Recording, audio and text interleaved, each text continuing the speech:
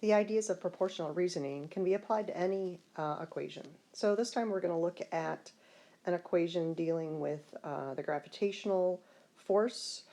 Please note I left off the little g from F sub g just because it's hard technology-wise to get it in there. All right, so in this case, we are asked to determine how the force will change if we change the mass, one of the masses, by a factor of 4. So if we take a look here, that means this top part of the equation is going to change by a factor of 4, but the big G, the little m, the r, none of those are changing at all. And so, again, we can do this very formally like we did before with circular motion stuff. We can leave everything the same, but just change the big M to a 4 capital M.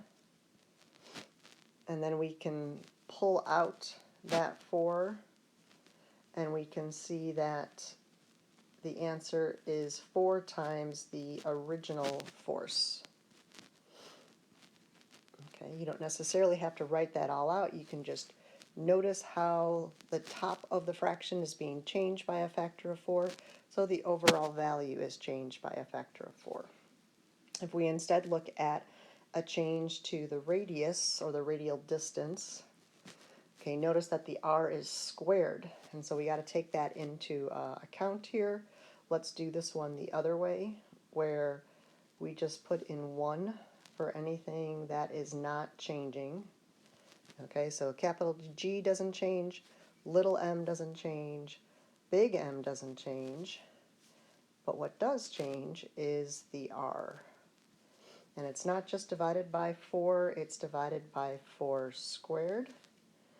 And so my new force, I really should be labeling this new. Okay, so my new force is 1 over 16, that force where it has to stay in the bottom of the fraction, 1 over 16 times the original force. All right, let's take a look at some questions where we have more than one thing changing. So here, little m is changed by a factor of 1/2, and r is changed by a factor of 5. Okay, and so my new force, the big G doesn't change, so we can think of that as just a factor of 1. The little m changes by a factor of 1/2, and the big M does not change at all. Okay, the r on the bottom changes by a factor of 5, and again r is squared, so we have to square that change as well. All right, let's think a little bit about our math here. So the top is basically just 1/2, and the bottom, 5 squared, is 25. And so when we rewrite that as a fraction, we would multiply the 2 times the 25, or sometimes people understand that better by saying, since the 25 there is in the bottom, it's like multiplying by 1 over 25.